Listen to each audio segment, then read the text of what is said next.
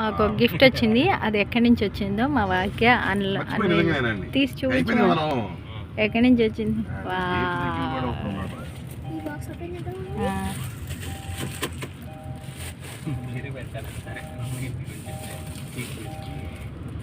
నేను ఏమనుకుంటున్నావు నువ్వే? చాక్లెట్.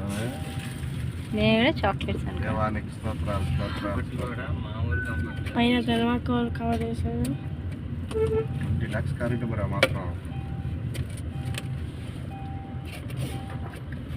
కవర్ సీట్ కవర్లో ఇంటికి అలాంటివి వేపిద్దాం బాబాయ్. కప్స్. వావ్, తీసి చూపించు.